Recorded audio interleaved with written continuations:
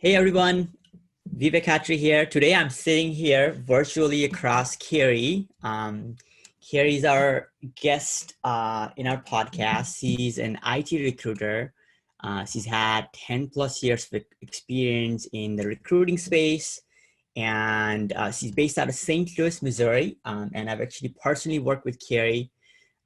She's an amazing recruiter. She's helped me a few times in terms of navigating my jobs. And whenever I need any advice for job related stuff, I actually go to Cari because I know she cares a lot about helping candidates find the right fit.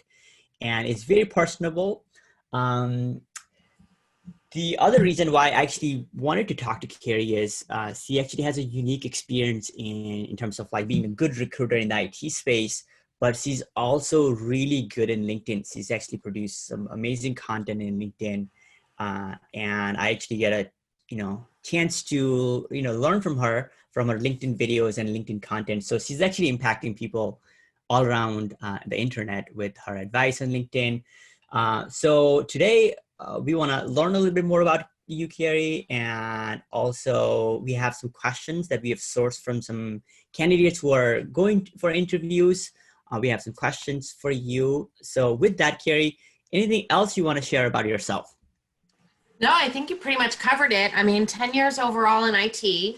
I really do enjoy recruiting. That stems from is in job searching, where I know job searching really stinks and nobody really likes doing it. At least I haven't met that person yet. So my goal is to make it as painless of a possible and painless of an experience as possible for people, and helping them find the right job for them, because not every job's for every person and not every person's for every job. So that's kind of where I like to find that good balance.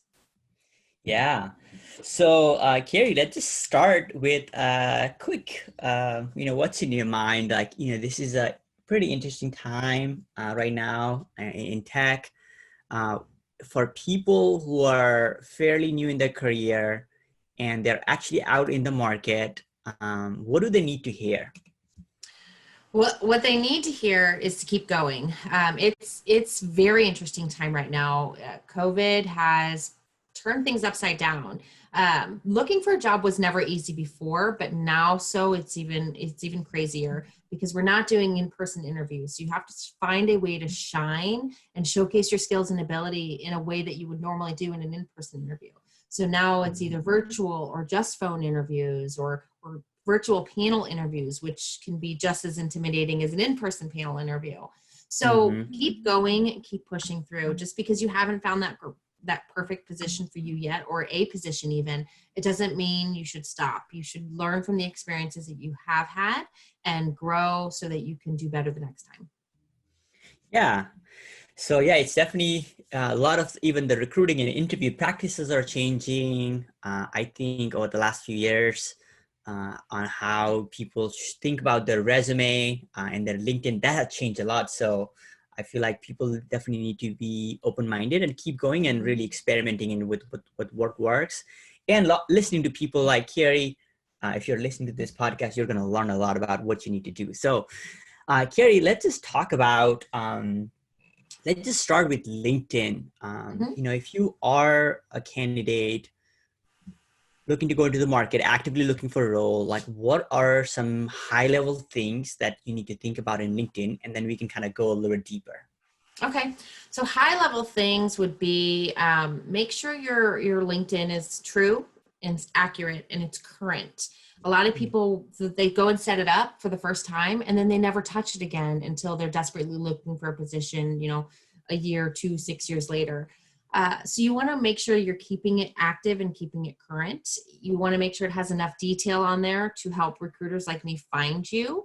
And you want to have it basically be an extension of your resume. It should mirror your resume in a way that if I go and look at your LinkedIn profile and then you send me your resume, I shouldn't be surprised by what I'm seeing on either one. They should match each other enough that makes sense. Yeah. Nice. So you're saying that, think about your resume. You've actually studied really hard, graduated, or, put certain time off in your program. And now it's time to, go apply for a role. So put some time match things up, clean things up in the resume or in the LinkedIn. So good advice. So let's just kind of start from the top of LinkedIn. So the top section, which is your name, maybe any certification attached to it, the picture, and maybe the headline. So how should people think about the top section of the resume? So think of it as your first impression. You know, when you meet someone out for the first time, you want to make a good impression. When I go to your LinkedIn profile, that's the very first thing I'm seeing. So one, it should have a picture, a clear enough picture of just you, a smile, something professional for attire. The background photo, you can adjust that to make it anything you want. If you go to my LinkedIn profile, you see it's actually just an image I made. It's the St. Louis Arch with a little blurb of what I do. And then your headline should be something that's clear and concise in what you do or what you're looking for. That makes sense, because as you're active on LinkedIn, the more you're doing on LinkedIn, commenting on posts, making your own posts, etc., the headline is the first thing we see. We see your name and your headline and your picture. That's it. So those three things together should make an impact. And then just make sure it's professional. Like, that's probably one of the best pieces of advice I could have. I see some people whose headline is just college grad. Well, that doesn't tell me anything. That's not going to help me see, or, actively looking for new jobs. But that also doesn't tell me anything. So, jobs that you're looking for, entry-level development role, or aspiring Java developer seeking new position, creating Java applications, something that tells me a little bit about you, that kind of gives me the reason to click to learn more. Right. And Cari, in that part, I have a question for you. Would you prefer somebody who's like business analyst looking to solve X problem? Do you prefer that in the title, or do you prefer to see somebody's actually looking for a role? Personally, it doesn't matter to me. I'm not one that's particular. If I'm intrigued enough by someone's profile, I'm going to click on it anyway. But the key there is if I'm intrigued enough. So if it's too generic or too basic, you might not get clicked on, and you want to get clicked on because the goal is to have me click on there and then want to message you. So keeping things too simple can be just as big of a problem as overcomplicating things. Right. Yeah, I was just having this conversation with a friend. So there is a section below where you can see if somebody's open to job or not, right? So like when you see somebody putting actively looking for, do you see that as like a desperate candidate? And also, like, what's your style? Like, do you go for candidates who already have something, who you feel like will be a win if you get them, or are you? I don't see the desperation side. I will say though, I want to make sure people are clear. I can see that you're looking for a job as a recruiter. Not anyone who goes on there can see that you're looking for a job. So some people are afraid to change those things on their LinkedIn profile because they don't want their current employer to know they're looking for a job. So just to be clear, if you go into LinkedIn settings and you opt for let recruiters know you're open to new opportunities, only people with paid recruiter profiles can see that. And not everyone can go get a paid recruiter profile. You actually have to go through a process to show LinkedIn that you are indeed a recruiter. So your current boss can't just go on and get a recruiter profile to try and look at your profile to see if you're actively looking for a job. It doesn't work that way. A lot of to answer your question though, to me personally, I don't see it as a desperate attempt. Some people, I've seen people on LinkedIn saying that, and I think they're just full of it. Or a little too full of themselves. But if somebody's looking for a job, they're looking for a job, and we tell them that you should use LinkedIn to do that. You should let people know. Don't be afraid. Don't let your pride get in the way. Put it out there, because somebody who you knew from a previous company or maybe back in high school or whatever might have a position. And if they don't know you're looking and they can't see it, they can't help you. Got you. Okay. So good. A good title, good picture, and then the setting activated that you're looking so the recruiter can see that you're looking. That's an important one. What about the summary one? Like, how do you want people to frame their summary? I like it when the summary is basically, what do you bring to the table? I, as a candidate A, have experience with this, this, and this. I bring this many years or this much experience or a passion about this. Something that's basically selling you. You're selling yourself to the potential job market. That's what your professional summary is for.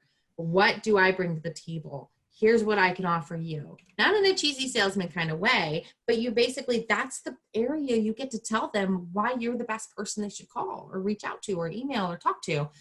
So you want to make sure that aspect showcases your skills and some of your personality as well. The nice thing about LinkedIn is it's not your official resume. You can be a little bit fun on there at the same time. For example, I am horrible at golf. Like, I can't hit the darn ball to save my life. And I mentioned that in my summary on my LinkedIn. Like, hey, if you want to do something, have a professional outing or anything like that, by all means, just don't expect me to do golf. Like, please. Like, I don't want to embarrass myself about that. But you can have a little fun with it, or showcase your passions and things like that. The professional summary should have a good enough summary about what you do and what you bring to the table, but it doesn't have to be super stoic and not include a little bit of you. Yeah. And then on the summary, we've had this conversation about like make that active language about what problems can you solve versus just what you're looking for, right? Kind of making it more about the role or company or recruiter that's trying to hire you. Okay, so we've got the summary, good. And now let's go below. Now let's look at your professional experience. How should those be laid out?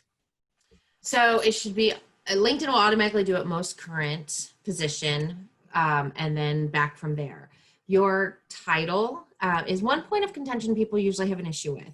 Some companies have a titling system that isn't to industry standards. You would be more beneficial. It benefits you a little bit better to put more of the type of role you're doing in that section.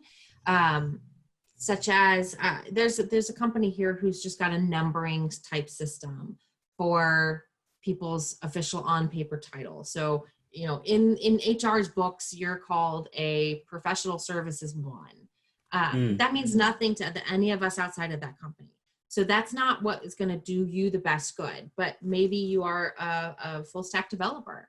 And so you would put full stack developer. And then if you want to make sure that you're including your current title, put in parentheses, professional services 1 or 2 or 3 or 4, whatever the case may be. So showcase what you're doing and how that makes sense to the outside world in your title. And then obviously the company, and then the months and years when you started. Months and years are very important. A lot of people think that only the years matter. Personally, I think only the years matter if you've been there 10 plus years at the same company. If not, then you want to make sure the month is included. For example, if somebody started a position in 2017 and ended in 2019, well, our brains go to think, okay, they have 2 years experience. But if they started that position December of 2017 and ended in January of 2019, they technically only have 14 months of experience. That's a big difference. So we as recruiters, it can be a red flag if you're not including the month and the year. Got you. And one thing I missed is before we go into the experience section, there is a block that is called an activity. That's where people can see what posts that you've made, how do you engage in LinkedIn? How important is that in your opinion? Well, I could probably talk about this for days, but how active you are on LinkedIn is basically going to be a direct result of what kind of response you get from LinkedIn. If you're not very active, then that means you're not getting seen as often and you're not going to appear in searches and responses as often. So the activities section on LinkedIn, where this is going to play a factor in your job search is if you have a lot of inappropriate or disrespectful activity. So if I go on and look at, and I just scroll through your profile, really only the top 4 or 6 things that you've most recently done are going to show immediately in that activity section, in that little blurb. And if you have disrespectful verbiage on there, or you call someone an idiot on their own post, something like that, that's going to get noticed. Whereas if you're liking or sharing or commenting in something that's productive, that will be acceptable. What you don't want to do is have the first thing that they're seeing, and you had a bad day, so you went on, you trolled a bunch of people's posts, and now we can see that. I can click on the see all activity on your stuff, and I can see all of the posts you've done that you still have as public posts. And I can see all of that stuff. So what you don't want to do is have them be able to click that and see like, wow. And a potential employer can click there as well. It's not just a recruiter that can see your activity. Anyone who's on LinkedIn who's connected with you can see your previous activities. So be mindful of that. You know, as they say, what goes on the internet stays on the internet. We can go back and see that for as long as we'd like to see it. So be mindful of that when you're job searching. You might want to go in and clean up past history if there's something you might be afraid of somebody seeing. Yeah, definitely. And you know, on the other side, like, you know, if you go look for, you know, IT recruiters in the city that you are, and if you look up some of the posts that they've made, and if you actually directly commented on that, you know, that can be a pretty direct way of getting somebody's not only attention, but like, wow, like this person commented on it, right? I mean, at least that's something that I would do if I was in the market. I would comment on your post. Right. And that is a really good insight, because that's actually, I've worked with many job seekers in the past that I've seen just by them commenting on another recruiter connection of mine's posts, saying that they're actively looking, or even just, you know, thanks for sharing this post. It's been very helpful insight in my job search. Little posts like that you can do can actually make a difference and help you get seen more. Yeah, nice. So we talked about the experience. Let's kind of talk a little bit more about you know, transferable skills, or, you know, a lot of the times, you know, we talked about the job title, right? How, you know, a company will have like contributor 3 or analyst 3, but it doesn't really say what they did. Right. But in reality, people are much more dynamic. You know, even if your role is a project coordinator or an intern, you have probably done some business analysis, you've done some facilitation, you probably have a lot of the skill set that probably your future jobs will actually require. Mm-hmm. How do you, or what do you advise people in terms of like thinking about your transferable skills, researching and reflecting that on LinkedIn? So one of the first things I do is tell people, if you're applying for a job that maybe is that next level up from where you are now, and that's what you're looking for, start thinking about all the things that you've done in your current role, or even for a fresh college graduate, think about what you've done in projects that you did to complete school that can pertain to that. And then go through the bullet points on the job's description. So a job description is typically written in order of importance. So as you start reading through these bullet points and you think, yeah, I have done that, or I do have experience with that, and I've done something similar to that, the things on your resume should reflect that, not just the list of tasks that are part of your assigned job. Did you go above and beyond, or did you take initiative to do this, you know, XYZ thing? Those are the things that matter. So you're writing your resume to the job that you want, not necessarily the job that you have. If you've done the things that are on a job description for a position that you're applying to, those things should be on your resume. Get credit where credit is due. Make sure that you are writing the details out in a way that's going to, as I call it, mirror the job description. Only what's true. Don't embellish, don't lie on your resume. But if you've done those things, get credit for them and write them in a way that's going to mirror the language that's in the job description, because that's how me as a recruiter or an ATS system is going to search your resume. Is, you know, we only know the language that we know. We know what's in the job description. The ATS knows the details or the key skills that are in the job description. So when you're writing your resume, the language on your resume should be similar. So you're saying, Cari, is, let's say if I'm looking for a future role, let's say, for example, an agile coach, I should be empathetic towards you. I should look at the job description that you posted. I should adjust that into my profile, because that will be good for both of us. You'll know directly what I did, and it will make your job easier, and it will also make me more relevant for the job. And We talked about ATS, application tracking system, which we'll go into, but this is something like on the back end that kind of selects your resume or highlights or brings the resume on the top. So if you do that, you're saying that it's going to bring to the top. Yes. So a lot of people don't understand with an ATS system, what it is doing is it's basically parsing your resume for information as it matches that particular job description. And then when it feeds it to the recruiter or the talent acquisition team, it gives them in an order of match, how much in order of relevance. So of all of the candidates you received, of the 150 applicants that applied to this position, here's number one. Number one is usually the one that has the most relevant skills matches to the job description. And then if there's a tie, maybe you and one other candidate have the exact same number of skills that's required for this job, but you have one of the skills detailed out more often in your resume, you're going to go a step above the other.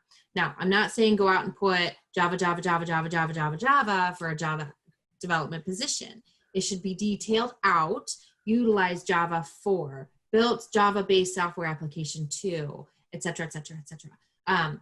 And it doesn't have to be on every bullet point, but it shouldn't just be in your title. If you're a Java developer, don't assume that we know in all of your software development that you've been doing that it's using Java. Don't assume that. Tell us what you did and how you did it and a little bit of why. That's the painting. I tell my candidates that I work with to paint a picture for me. Tell me a story on your resume, what you did, how you did it, and a little bit of why, so that it makes sense to me, who's not super technical, but it also makes sense to a hiring manager or a technical team member who is very technical. And this doesn't just have to apply to technical jobs, right? And when I say technical, I mean technical in that particular field. If you are the world's best janitor, that's wonderful. Be the world's best janitor, but tell me in your resume how you did your job and why, what little things that you had to do and for what reason, because that's where it's going to be applicable. Same with business analysis, agile coaching, product specialists, product owners, project managers, what you did, how you did it, and why, so that anyone reading it can make sense of it. I might not know all of the terms. For technical jobs, I'm an IT recruiter. It doesn't know that I can go out and figure out how to do Java tomorrow, right? That's not what I do. But I understand how that correlates to the things that I need in the jobs that I have. So the resumes that paint the best picture for me to explain to me what they are doing and why are the ones that are usually getting the phone calls and then getting the jobs.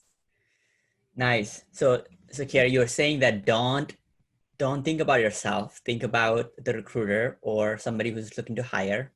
Be selfish by not thinking about you. So help them understand about you and the whole process, the LinkedIn, the resume. This is not about you. This is about the other people in terms of you helping them see your resume and make their jobs easier by hiring you. Right. It kind of goes back to, 10, 15, however many years ago, people would put professional objectives on the resume. It was, I'm looking for a job to do this, right? Well, that's not as relevant these days. Now people want to see, what can you do for me? When I read your professional summary, it is X number of years experience doing XYZ skills with XYZ accomplishments. This is what I'm bringing to the table. And then you can also talk about the soft skills that you mentioned earlier. You can talk about those in the professional summary. If you are an active listener and have good attention to detail and a good collaboration, but can also work well independently with little supervision or direction, that's the area where you can put those things. What you don't want is to make it all about you. It's your professional summary, but you're basically, the ideal professional summary is answering the question of what can you do for them? Mm-hmm. Yeah, no, that's great. And then you highlighted, keep the ATS in mind, keep the machine or the AI in mind, because that is also powering the how the resume gets shown to the recruiters, right? So making sure, highlighting, if I'm looking for a business analyst role, it might seem a little bit more unnatural mentioning it 5 times, but look for opportunities where you can have that word. Or let's say, for example, if somebody's looking for agile, look for ways to include that word in the right context.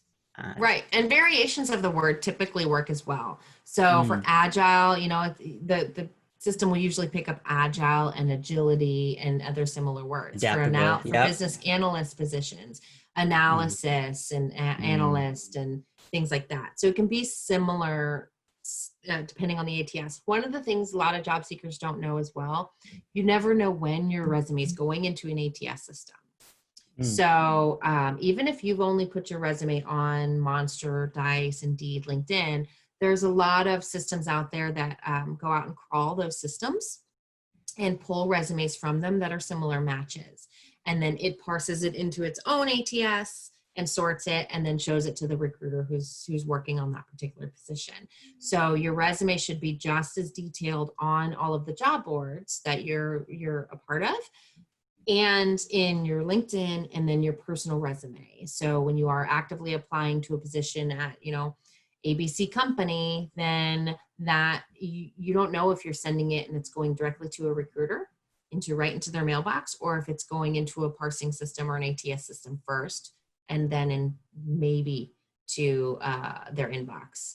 Another thing I like to touch on with people is that you want to make sure that when you're writing your resume and sending your resume, you're customizing it enough for that position. Because if you're using a generic version of your resume and you're using, you know, I know resumes take time. They take a lot of work. That's what I do all day, every day is resumes. So what you want to do though is if you don't customize it enough, which can be as simple as rearranging bullet points to bring the most relevant for that position to the top, or rephrasing words back to the agile job posting. If you're applying for an agile coach and you have agile coach as a previous role, or you know, were interim agile coach in a previous company, if you don't talk enough about the, you know, bringing the agile development mindset and focusing on developing with agility, things like that, you want to make sure that the relevance of the bullet points on your resume are relevant and detailed enough, or basically match and mirror image the job description. Because one company might really worry about you being X number of years of agile experience, as that's their top bullet point, whereas the next company might have more of a focus on X number of years working with web application teams. So in that case, that would be where your focus is. Same type of resume, same type of job, but their emphasis for that company is, have you worked on web applications and not just software applications or PC, you know, whatever the other types of applications you might create in as an agile coach. Right. Yeah, no, that's such a powerful concept about mirroring the job description. So like, you know, really carefully reading what they're asking for and understanding that bullet points that you're reading, that might be the priority that they're looking for. So like if somebody wants a strong coaching skills or facilitation skills, maybe reprioritize even those bullet points like that. That's a great insight hearing from a recruiter. That's amazing. That's one of the things that I focus on when I'm reading with my clients' job descriptions. I might work with one candidate and we have 6 different jobs that will match their skills, but for each of them, they're going to have a different version of the resume because the priorities of that company are slightly different. So we want to make sure that they're seeing where that candidate matches first and foremost, and then we get to the other ancillary skills. Got you. So we covered LinkedIn, we covered ATS, some general best practices, and then we also kind of covered how to match LinkedIn with the resume. So let's kind of look at people's resume. So what are some best practices for resume? Anything else that we need to talk about? Best piece of advice I can give you is to keep it simple. Mm, We're not judging you as recruiters, or at least I hope the rest of them aren't, whether or not it's multiple colors or pretty or laid out in any certain fancy way. With both recruiters and applicant tracking systems, the traditional format is usually the best, because in an ATS system, for example, they don't parse your resume the same way in each system. So you never know what's getting pulled or messed up. I had an applicant whose 7 years of their most recent job history just disappeared because of formatting issues that the ATS couldn't pick up. And then with recruiters, really, we just need, your name, your LinkedIn, your phone number, your email, your current city and state. You don't need your full address on there. We're not stalkers. We're not going to come find you. Well, some of us are stalkers, but we're not going to come to your house. And then with jobs, the company, the relevant title, we talked about titles earlier, and the months and years that you have been there, and then the details of the duties that you are performing. That's the simplest thing. Multiple columns, multiple tables, multiple sections on your resume can actually mess things up. So it's better to just keep it simple. Yeah. And then when you say simple, it's like your name, your phone number, your email, and maybe your LinkedIn, and then your professional summary, and then maybe skill sets, and then go into professional experience. Yep. And then education on the top or bottom? For me, I typically put it on the bottom. If you've got, we'll say, more than entry-level skills. If you are still an early candidate in your career, perhaps you've just graduated from university, or you have maybe one or two internships or small jobs. In those cases, your education can outweigh the duties that you've done. So in those cases, I put education up top. Or if you've recently finished a degree that's more relevant to the field that you're working in. I have some people who maybe they have a Bachelor of Arts in English, 10, 15 years ago, but they've just recently finished a Master's of Computer Science. Well, in my field, that's going to make more of a difference. So it can be either way. It's almost preference as far as education on top or bottom. For new and early career candidates, I put the education up top. For more seasoned candidates, I put the education at the bottom.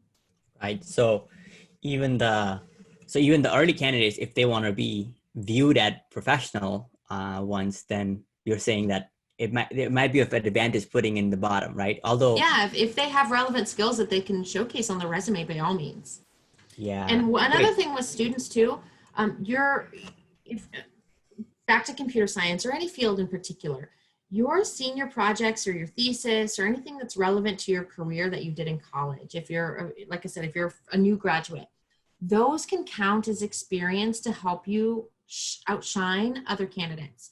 So include them with the same type of detail that someone would expect on a job description on your resume. Include them on your resume. Be detailed enough that helps me understand what it was, how you did it, and why. And that way I can understand how it pertains to the job that you're applying to. Yeah, that's great. Let's talk about the length. I know you're passionate about this one. So one pager versus multiple pages. If you're early in your career, if you're a brand new graduate, or you've only had one job for less than 3 years, one page is perfectly fine. Otherwise, it's very hard to quantify and qualify the skills that you have and the things that you bring to the table on one page. 2 pages is more than acceptable these days, and sometimes even going to 3. We don't really want like a 27-page resume. I've gotten those. We don't want those. Most people really don't want to go over 4, but it depends on the type of role you're applying to. Typically 2 or 3 pages is acceptable. The 1-page rule, again, if you're brand new and just graduated. But other than that, the 1-page rule is very outdated. It kind of stems from those days when we would walk around and we would have like physical pieces of paper that we would hand and take to jobs or companies to apply to them. We don't do that anymore. We're firing it off with an email, and when I'm getting it, I'm scrolling through it with my mouse. So it doesn't have to stay 1 page. And yes, I'm very passionate about that. Yes. So they don't like the 1-page resumes. They don't tell me anything. Yes. So you're saying that, hey, even like, these days, even people who are graduating college, and this doesn't apply to everybody, but a lot of the times, and if they had like a year of experience, you can accomplish a lot in a year. You can actually have your role, you can do volunteer or do a pro bono project out there, and you can almost engineer your roles and responsibility, or you can create those by proactively doing that for a startup or a small project. And what that will do is they will earn you those extra bullet points that you can kind of match and mirror to your job description, right?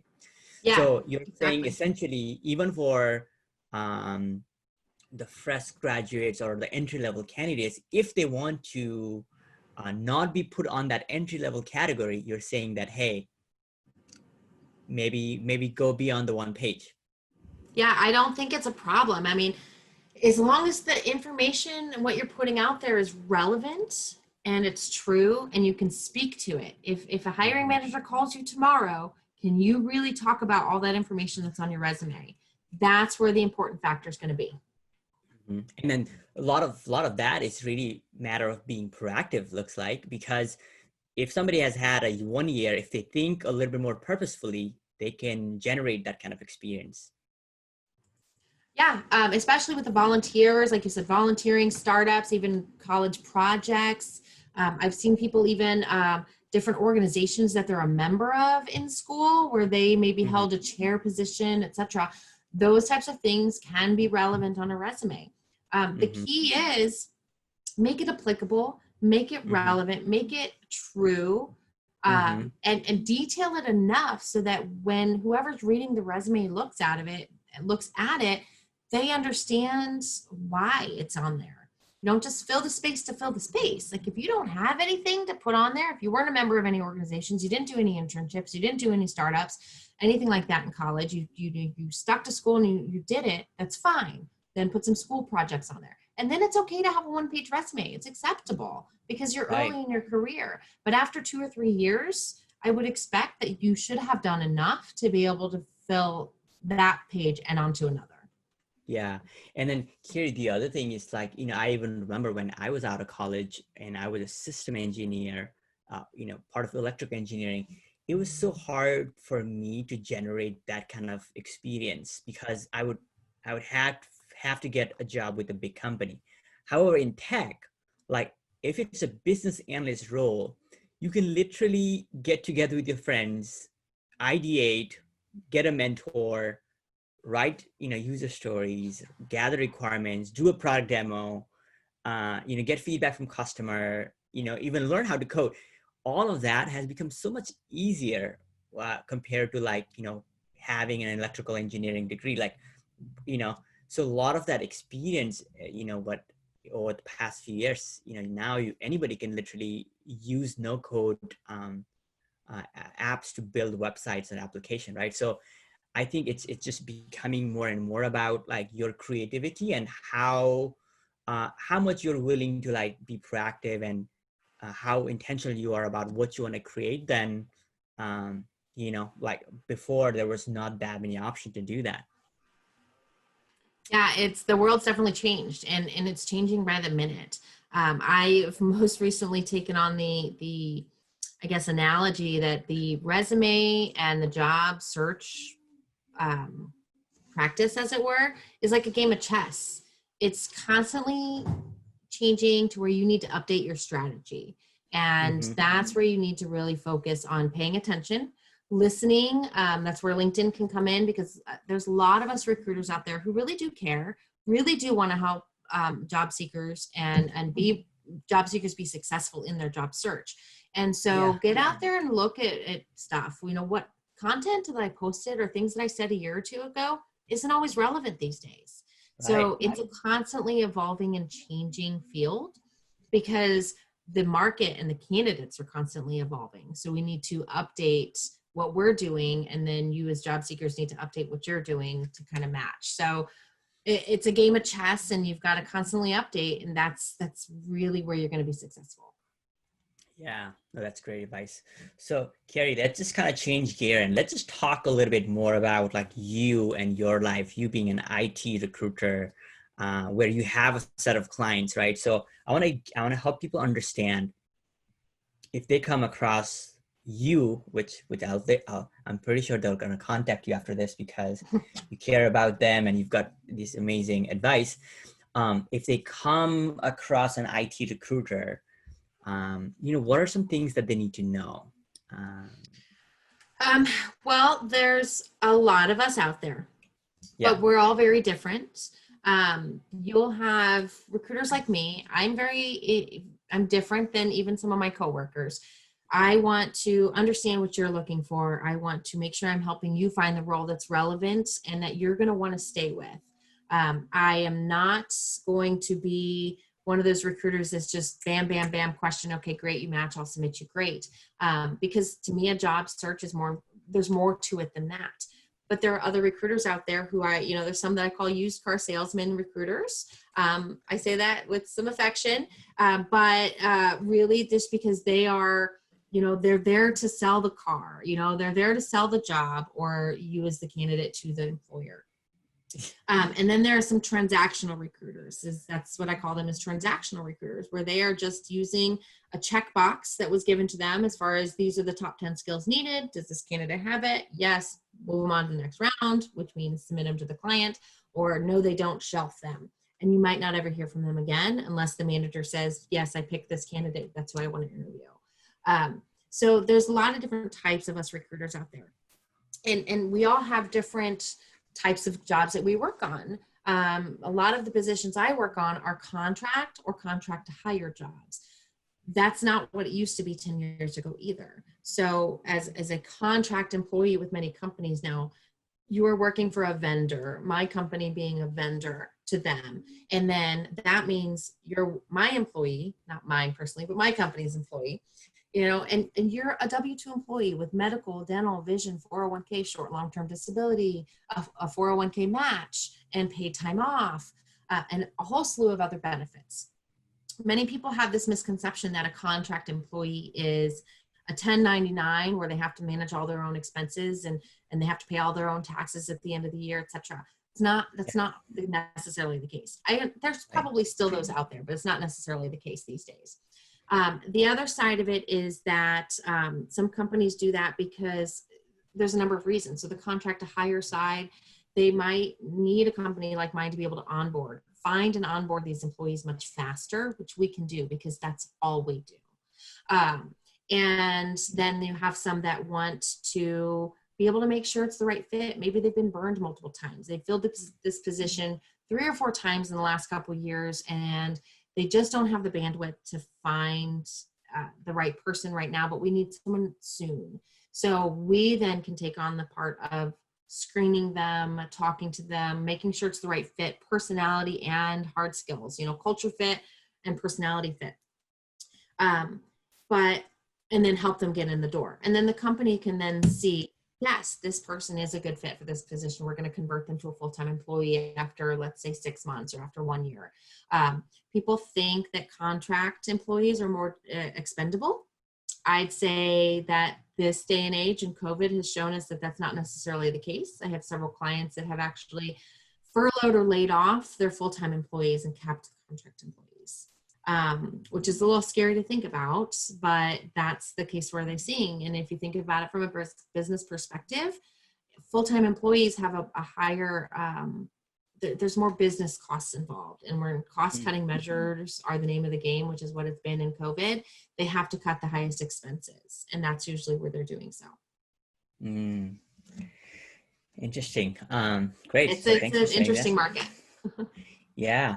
Okay. So let's kind of go the next layer, and let's just look at, let's say, a phone interview with you. Whenever you come across a role, either you find the candidate or the candidate finds you, there is that first layer of phone conversation.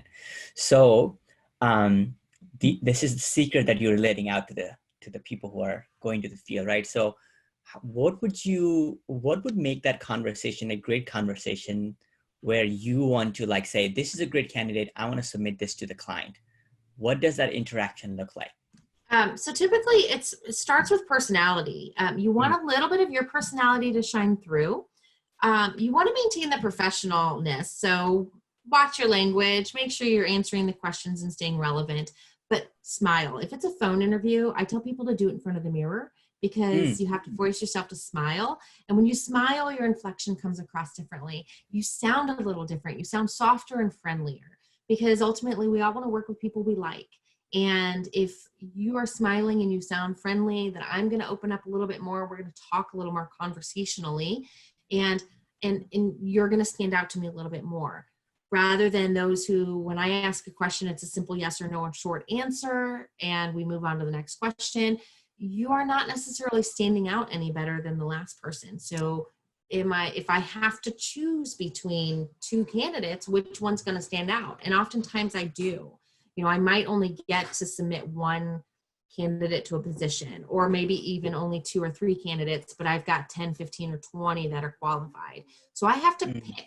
So the better you can relate to the person you're on the phone with, whether it's a recruiter, internal talent acquisition at a company, or a hiring manager, the more you can relate and find commonalities and be friendly and continue the conversation, that's where you're going to stand out in comparison to other people.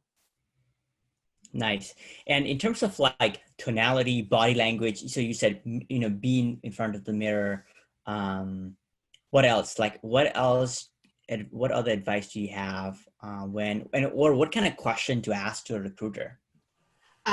Be prepared with questions. That's actually a good segue right there, because a lot of people don't. They think that the only person they really need to ask questions of is the final hiring manager.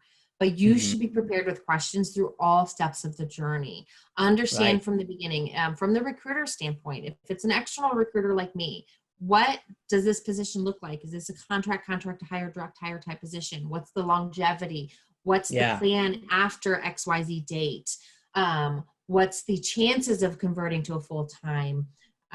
What are the benefits offered by your company, and when do those take effect? So those are all first get out of the way questions with the recruiter. Internally in a company, if you're talking to HR first, you can ask similar types of questions. What's it like? What's a day-to-day like in the role? Why do people stay with your company for the long term? What keeps people with your company? Why would you say people are excited to be there? Those types of questions with HR. And then when you're talking to the hiring manager, the types of questions that you would ask there would be relevant to the day-to-day of that particular role. The hiring manager is not the person that you're asking about the paid time off for the holidays or the medical benefits, right? That's the wrong person to ask. You ask the HR person that, or the third-party recruiter if it's somewhere, even if it's going through them. And then the day-to-day of that particular role, the team dynamic, the contributions, how you can be most successful in the role, what is the 30, 60, 90 plan for this position, or how to be successful in those time periods, etc. So have relevant questions prepared for the relevant stage that you're in the process. And then as far as tone goes, be yourself, but be your friendly self is what I tell people.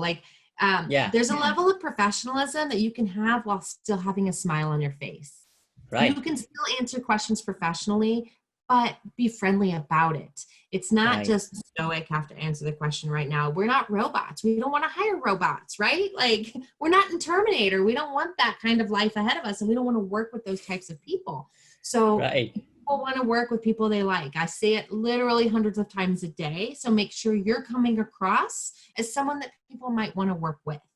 Yeah, no, that's great advice. So, kind of show your personality, smile, maybe speak a little bit louder, and kind of for somebody who's a little bit on the polite or slow speaking side, maybe like speak up a little bit. And really, when I'm talking to a recruiter, Cari, my thing is, hey, certain information about this role, the hiring manager, the company, that I would be a fool not to ask you this question, and you might or might not give me that answer, right?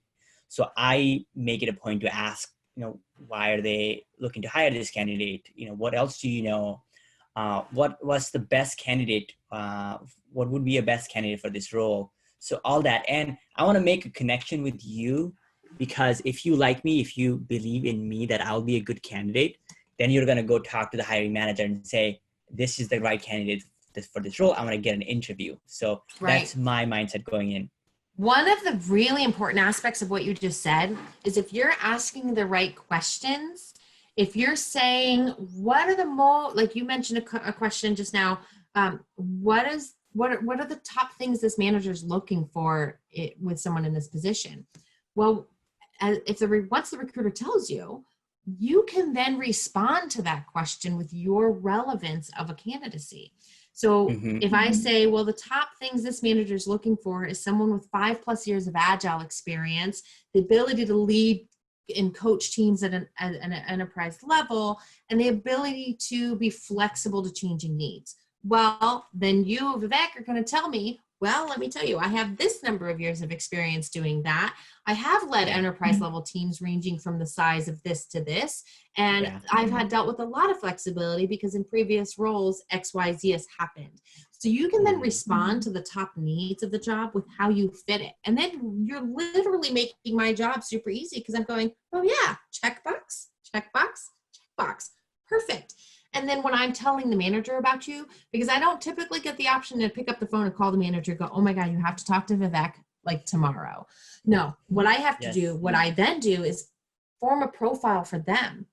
I write it all down. Vivek has X number of years doing this. He has experience doing this, and he's been very flexible in this, this, and this, which then paints the picture for them for them to go, well, duh, he meets everything that I just said I was looking for. I need to talk to this person. That's the goal. So if you're talking to someone in the early stages of the job search process, you can then rebut and respond to the needs that they're mentioning with your, like, how applicable you are. Yeah, no, that's great. Cari, I think this has been an amazing, insightful conversation. I learned a lot. If I ever go to job market, I have a lot of things that I will apply. So I know this will be very impactful for the people listening. So I really, really appreciate this. And I can also I can also think about part 2 of this. So a lot of other things came up. So with that, Cari, thank you again for this conversation. And I think this piece of information, it will help a lot of people. I hope so. And find me on LinkedIn. You can always ask me more questions there. Yep. We'll put your LinkedIn link in the podcast links. So yeah, please find Cari, and she's got great content in LinkedIn too. And with that, take care. Bye-bye. Thanks, Vivek. Please like and subscribe if you enjoyed this video. We'll be sure to come back with more exciting videos on agile topics.